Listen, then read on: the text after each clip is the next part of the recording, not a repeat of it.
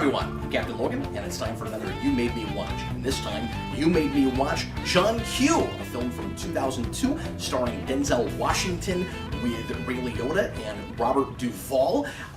This was a movie that was completely off my radar. I don't remember hearing about this even when it came out. I would have been in high school, and actually, I would have been working at a movie theater when this came out, and I don't remember hearing about this one. So I imagine I did, because I saw commercials for pretty much everything that came through the theater, but I don't remember this one at all. And it's not a thing that I hear really anybody talk about. The couple people that I mentioned I was watching this movie, people that I know like Denzel Washington were like, yeah, I haven't seen that one, or I've never even heard of that, I don't know what that is. And I have suspicions as to why that is, and I'll talk about that here in a little bit.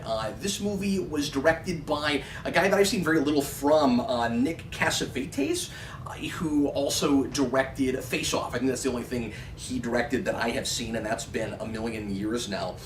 Eric talked about that on the channel a couple of years ago, and it was made for $36 million and made just over $100 million, so it was a success. Weirdly, that it was as successful as it was, given how little I hear about it now, and also given its critical score. So this was recommended, or requested rather, by John Early, so thanks a lot to you, John. John has asked for a lot of really kind of heavy-hitting Oscar-type movies, classic films, dramas, really thought-provoking, thoughtful stuff. I did Shawshank Redemption for John.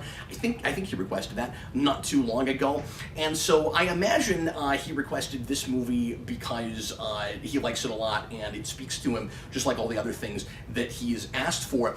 I have to say I had a really odd experience with this movie.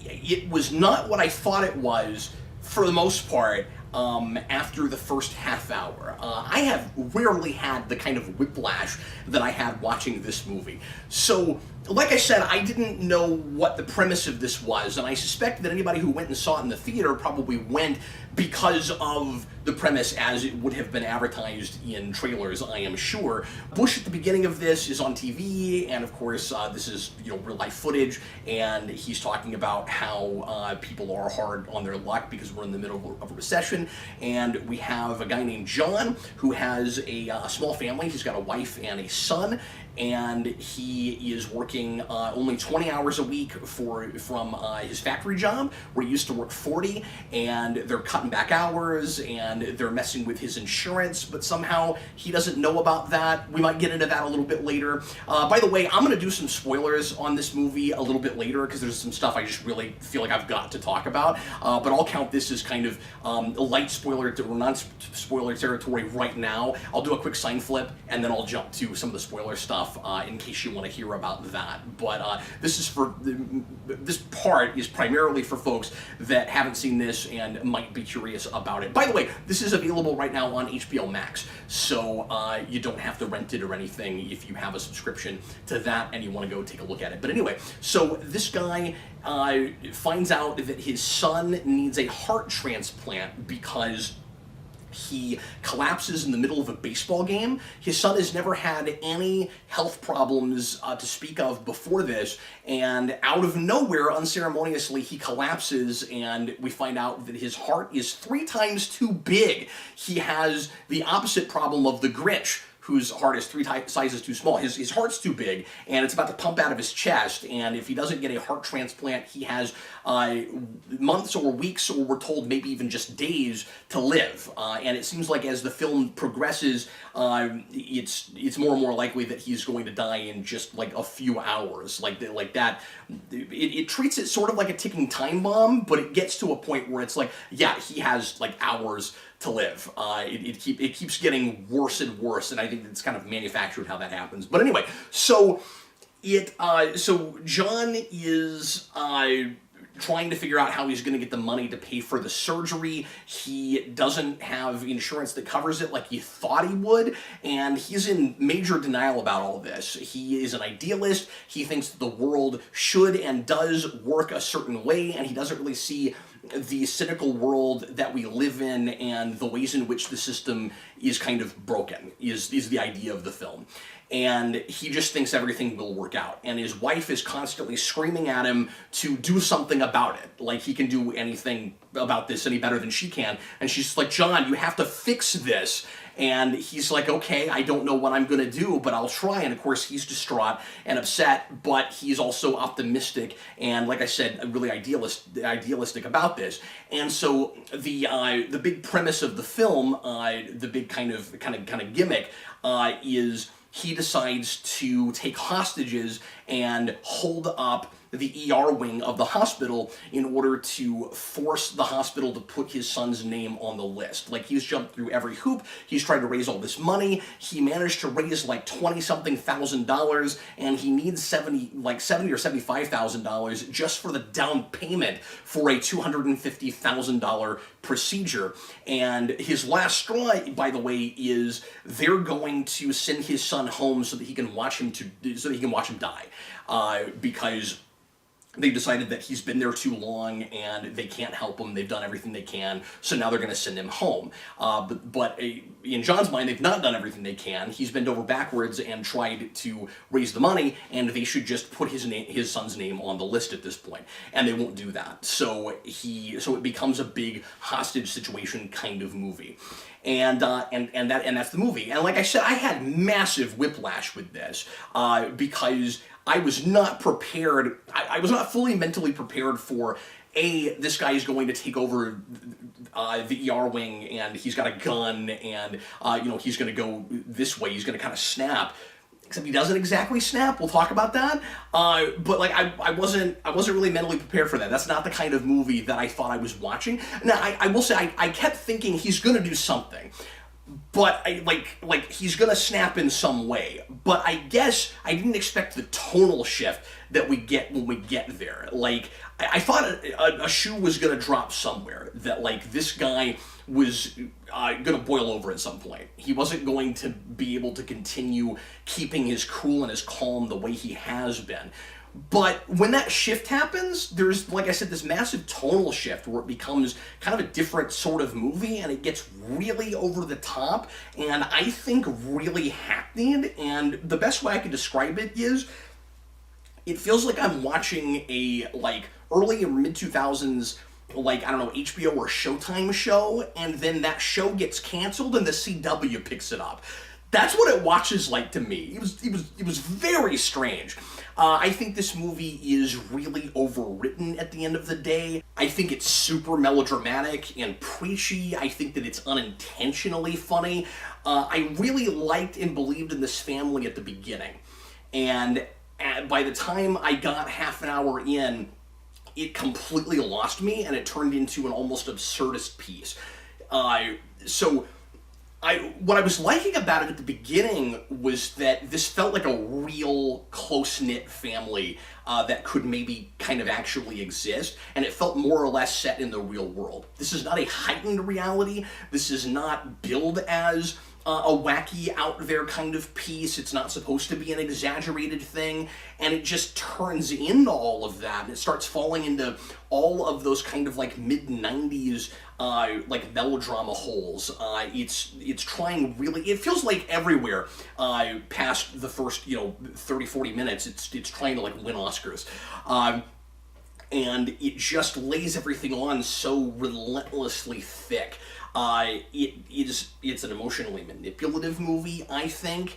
The score suddenly morphs and mutates into this really crazy, bombastic kind of soap opera score. I mean, it's self-aware in all the wrong ways. It's like there are people that worked on this movie that realized that weird switch that it made, but the movie itself doesn't, the script doesn't get that. It's a really self-serious script. It's expecting me to really stick with it and sympathize with these characters all the way through.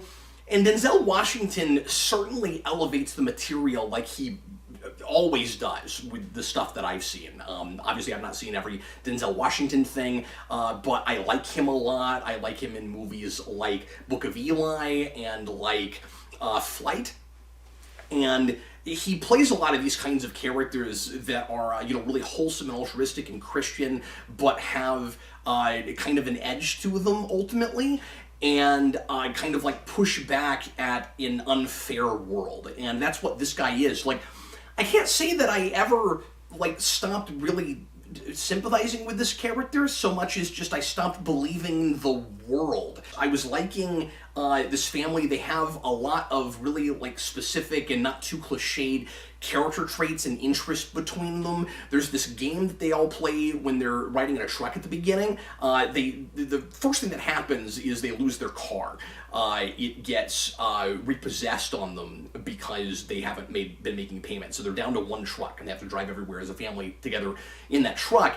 And they play this game where each of them will like take a word and truncate it, and everybody has to guess at what that word is. And his wife is really terrible at it. So when they get to her and she tries it, she just says dashboard. Everybody's like, "Yeah, you said dashboard. You didn't truncate it." And that seemed like kind of a like real life kind of thing that a family might do. That like it's silly, but maybe it came from somebody's personal experience. And you know, this kid is really into bodybuildings. You know, they don't give him like the most obvious. Although you could say that that's sort of like a D20 sort of role, where like maybe at the end of the day, some of the stuff I'm liking at the beginning, I'm even beginning to question, because on the whole, the script is pretty juvenile and feels a little bit like something I might have read when I was workshopping pieces in college. So I don't know, maybe that was like a D20 role, where it's like, he needs some kind of an interest. We'll make it bodybuilding. That's a thing kids aren't usually into. But the kid sold me on it, is the thing. I think he is... and I don't know, I haven't looked him up. I don't know what he grew up and ended up doing, but this kid is a real genuine actor, a real natural actor. I liked him a lot. I'm already sort of getting into spoilers. Let me just flip my sign and just say, I hate to do this, and John, I'm sorry, because I'm sure you really like this movie. Did not work for me. I'm going to say not feeling it. First of all, let me say the biggest problem with this is, like I said earlier, it is really in your face about its message, and that's where it gets super overwritten. After a while, I just find myself going, yeah, I get it. And I was a little bit worried about that at the beginning, but I thought it might win me over on it, where it was really clear where its agenda was lying, but I was also interested enough in these characters that I thought those things might sort of work in tandem. I always feel the need to kind of preface this criticism, this complaint with, it isn't that a movie can't be political or can't be about like real world issues or like political things and can't even have like its own sense of politics, but I don't, as an audience member, want to be insulted. I don't want a piece to be like bashing me over the head with a message constantly. It needs to, like, through a story, through a character arc, lay out what it's trying to say about the world, instead of using its characters to constantly be mouthpieces for its ideas. And especially, you don't want to get to the end of a thing like this and have somebody, like, in a line of dialogue or something, just come right out and say, like, this is the thing you're supposed to take from this, and I'm right, and if you don't agree with me, you're wrong. Like, make an argument as opposed to, like, trying to guilt trip the audience into feeling something, and this kind of has that problem. But more of it is just, it won't stop saying the same thing over and over again constantly. Like, it really gets in the way of the narrative. The point of this is class warfare, haves versus have-nots. Like, I want to call it social commentary, but it comes off more like just, you know, screaming at a rally or something. And I have this problem, of course, even when I agree with a message. Like, a lot of what this movie is saying, I can't say that I disagree with. I just think that it's not doing it very effectively and very intelligently. And earlier on, I felt like it might be able to do that. It might be going that way. It gets to the point where when you get to the end of the movie, it's got a bunch of clips, some made up and some that probably are real, on television, just bashing us over the head with the healthcare system is bad. There's we are the richest country in the world and we can't take care of our citizens and the system is broken and we need to do something about it. And you shouldn't have to be wealthy in order to, survive and all of that. And again, yeah, like, make stories about that, sure, but wow, does this lay it on thick, like crazy thick, to the point where it's just like, let's throw in a speech with Hillary Clinton saying this, and it's like, I got it from your script was already super overwritten. Did you then need like a bunch of like news media at the end saying the same thing that your story did? Like, I get it, and then it's just so over the top, I can't take it seriously, so its point stops resonating with me very quickly. Like, at first, when I thought I was just watching a story about some characters going through this, it felt like real social commentary as opposed to, almost like a propaganda thing. That's the difference between agenda-driven and exploring ideas. I thought we were watching a story at the beginning, and as I was saying, I don't want to rewrite the piece, but it doesn't really communicate to me, it doesn't really telegraph the kind of piece it's going to be. I got right away what the themes were going to be, certainly, but I thought we were going to get a character arc. Like, this is what it sets up, I think. A character arc for a guy who doesn't realize the world that he's living in, and he has a shattering disillusionment, and he has to figure out how to live in the world as it is. And I think you could even do the same story and just not go so crazy overstated, and it could still be that. This guy could still, take his hostages and try to, he's desperate, try to force the system to work for him finally. But instead, the way it watches is this guy is totally right, and yeah, there are consequences for what he does, but it's relatively a slap on the wrist at the end, what ends up happening to this guy. He goes to trial, and he gets like a couple of years in jail is all he gets for this, huge hostage situation. And like, based on, the popularity and the public that he gets, because people sympathize with him, and I buy that part of it, and the fact that his gun wasn't actually loaded, he was, all talk, as he says, maybe that's what would happen, but the way it watches is it's just a catharsis for people who have dealt with this kind of thing before, and I think it resonates a lot more if it's genuinely depicting a man going through what a lot of people have had to go through. And also, because it gets so absurd and over the top, I stopped trusting it when it's talking about the way the healthcare system works. I end up not believing some of the things that it's saying, like, and I'm sure this is different in different places and for different hospitals, but he's told by the hospital administrator, for instance, that this procedure that his son needs, because his heart is three sizes too big, which is a really kind of, on the nose thematic idea. Like, he's a kid with a big heart, and his father has a lot of heart, and he passed that down to him. So it's almost like he inherited a heart disease because his father feels too much.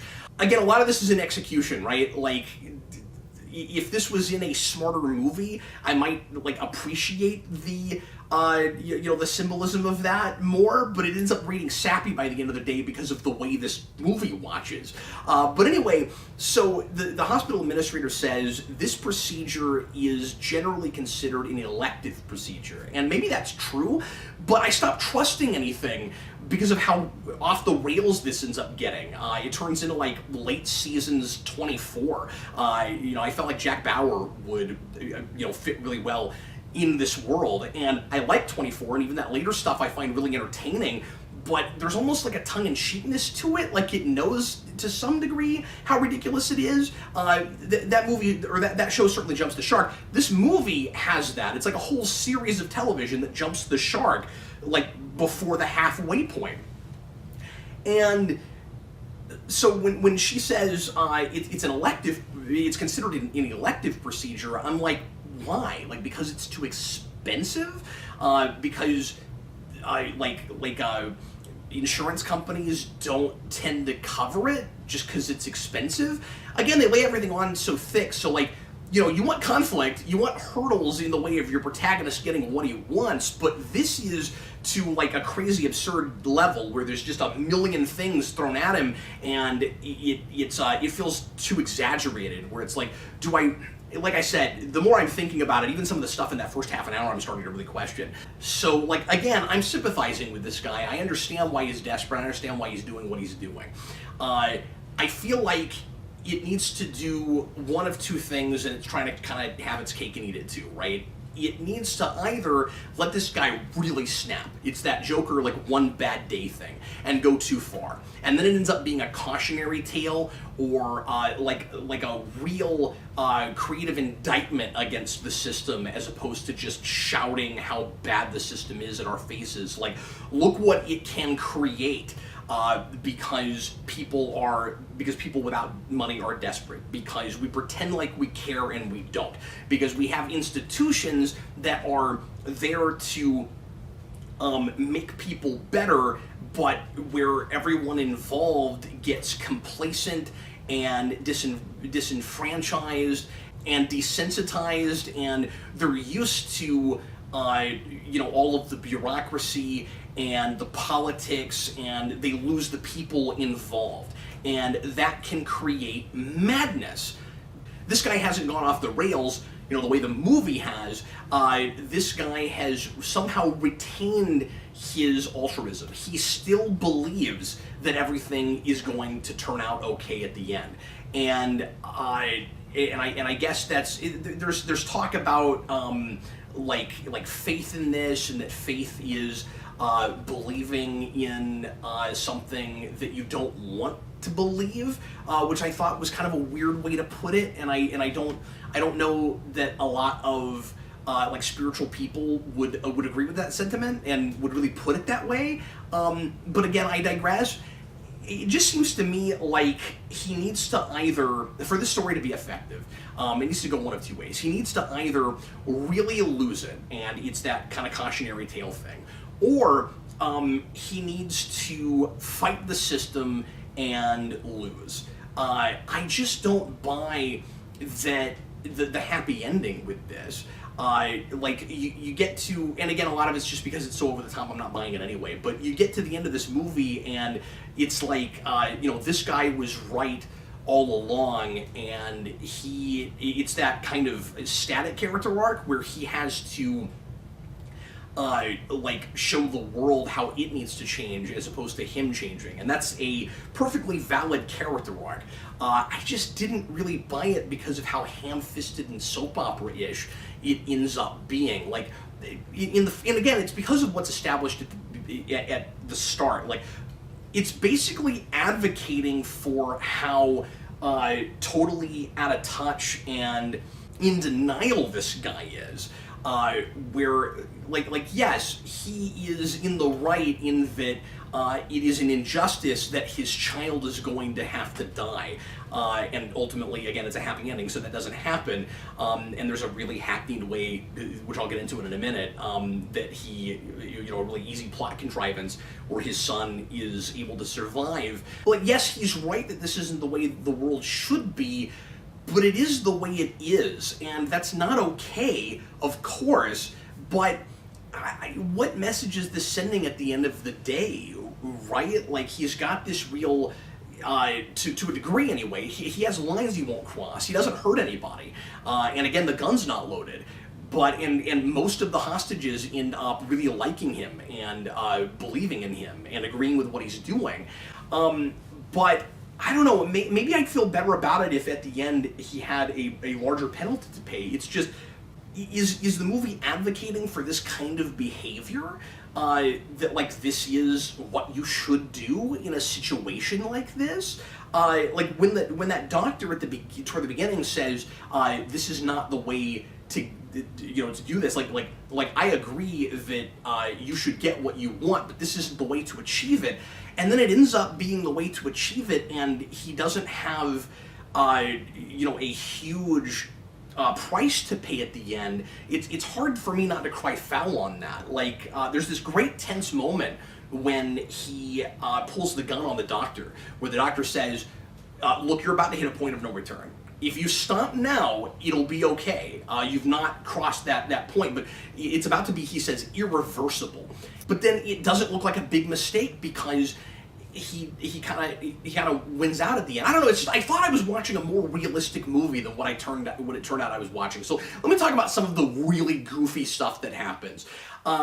He decides at one point that he's going to commit suicide so that his heart can be taken out of his chest and put in his boy's chest.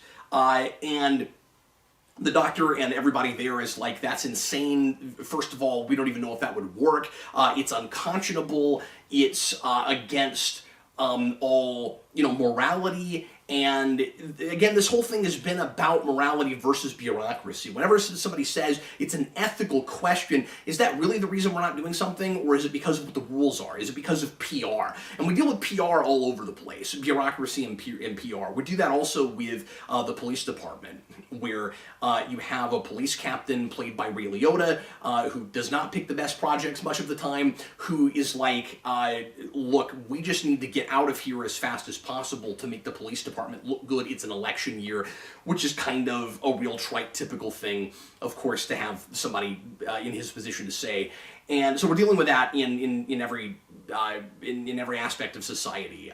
We have that with the hospital, we have that with the police department, we have it with the media. And so he is like, well, doctor, is the real reason that you won't do this procedure because of ethics, or is it because you're, worried about how it makes you look and how it makes the hospital look? And at some point, the doctor just throws his hands in the air and is like, you know what, never mind, you're right, I'll do it. And it seems like the only reason he does that is because the movie needs to move along and wants this to be a plot point, that they almost do this just to manufacture drama. And there's a lot of that in this. It's built on a whole lot of plot contrivances, and there's a lot of really convenient timing so that we can get really close to doing a crazy thing, and then we decide that thing is a little too crazy for the story we're telling, or rather it would either make our protagonist look bad or make him lose his life, so we can't do it. So what happens there is, okay, I'll let you kill yourself. The doctor says, basically, what's the worst that could happen? He's like, am I, like, what can they do, disbar me? Sue me? Yes, they can. They don't have the cameras still rolling at that point, I don't think. Well, maybe they do. Maybe at that point they are still watching everything that's happening. So there would be, if I'm right about that, video evidence of everything that's happening. So there's that, but like, I would think that's a really sticky situation where, like, you let a guy kill himself, and yeah, he's got the gun, so he can do whatever he wants to, but then after that, you're gonna go ahead and do the surgery? Boy, I don't know about that, because he basically flips his script and is like, well, at first I said that it was unethical to do this, but now, because there's a boy's life at stake, now it's the ethical thing. I'm like, where do you actually land on this, doctor? Like, at some point I totally lose that character and I don't have any idea what he's really about. And also, if I'm John, I'm not gonna buy that he's gonna do what he said he would. Sort of like a suicide pact. It's like, this is really dark, but it's like when two people say, we're both gonna kill each other at the same time, you go first. Or we're both gonna kill each other, I promise I'll do it, you go first. It's like, how does John know that this doctor is actually going to put his heart in his son? Isn't it just as likely that he'll let him kill himself and go, whew, now I can get out of this hostage situation? I don't know, that was Looney Tunes to me. And the wife is really gullible. I was, in that first half hour where I was with the movie, I was a little bit concerned that she seemed a little bit one-dimensional and unsympathetic, where, again, she's constantly screaming at John to do something about the situation, and like she's in a desperate place. And again, I get that she's just totally overwhelmed and doesn't know what to do. But I was worried because of that she was a little bit too one note. And then looking at the way she was interacting with her kid, I was like, okay, there's a little bit more to this character, and she's maybe going to be, more well-rounded, more layered. And then later on, she is, I do really like, by the way, that she does blame herself for what John is doing, although she ends up agreeing with it. She's like, yeah, go John, I'm behind my husband no matter what he does. If he started killing hostages, would she still say that? Would she still be with him? Maybe she just trusts that he won't do that. Maybe she knows him so well, she knows the gun is not loaded.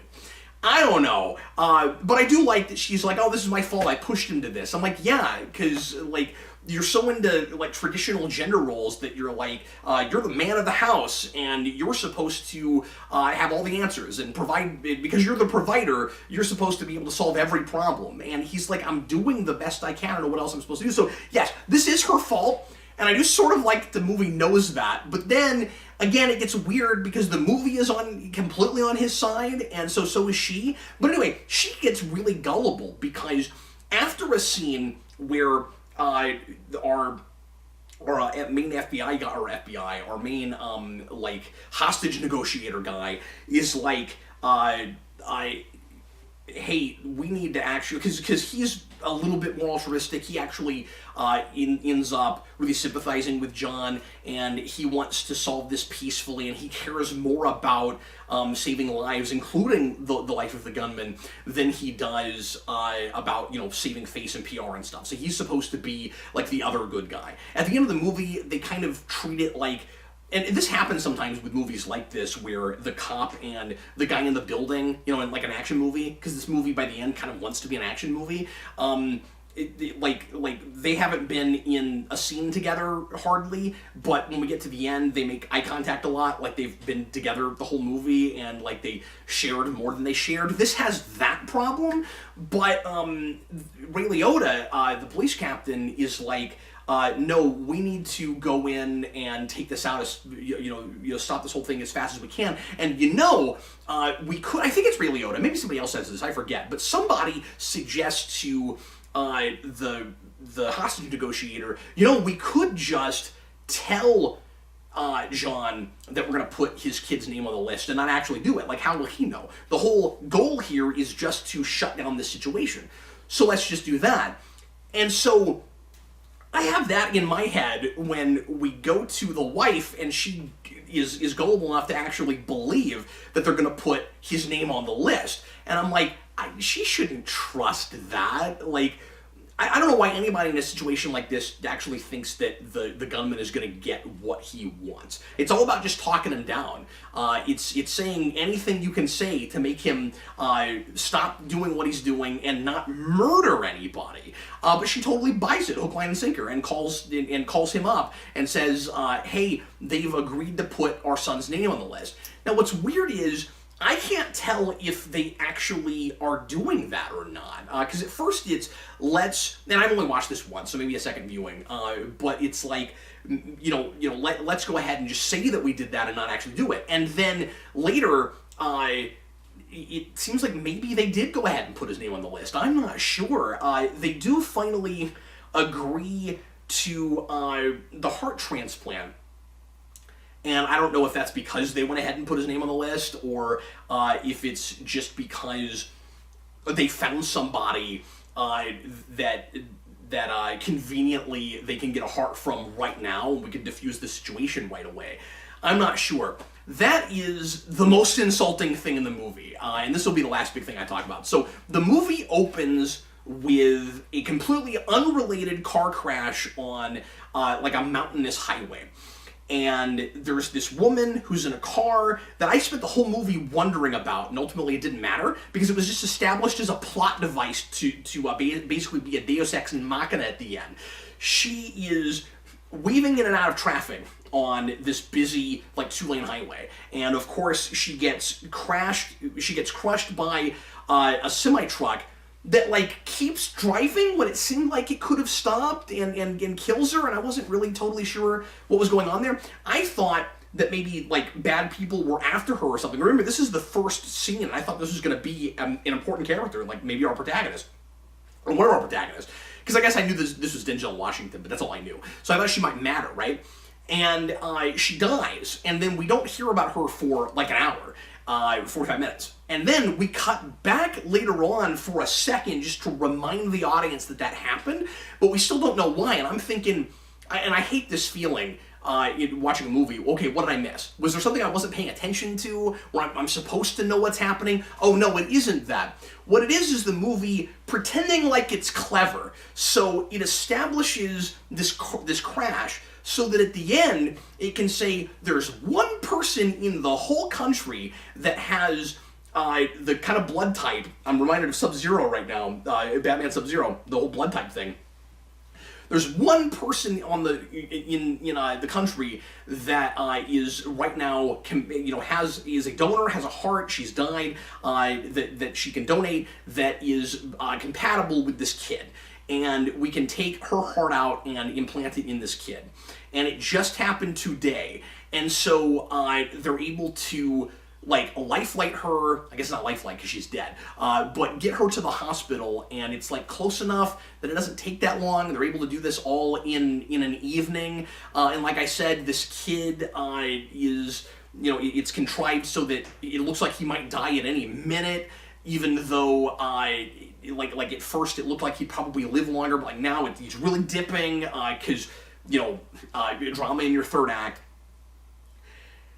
It's sort of like at the end of this is kind of a spoiler for Picard, but it's like the end of Picard, where it's like suddenly this illness that we haven't talked about in a long time is affecting him again in the moment, just because it's our last episode. It's got to be dramatic, and so it's like the movie is trying to cut corners and pretend like this isn't an easy plot device because we knew about it already. So it plays it like setup and payoff, even though it's really just we needed there to be some heart out there that the kid could get today. So we'll just put it at the beginning of the movie, and then you'll think all roads were leading there. Wow, that is some lazy writing. I think I didn't like that at all, because I spent a lot of the movie wondering who this person was, and I was really curious about it because it seemed like an interesting situation. Like, why is she weaving in and out of traffic? And she seemed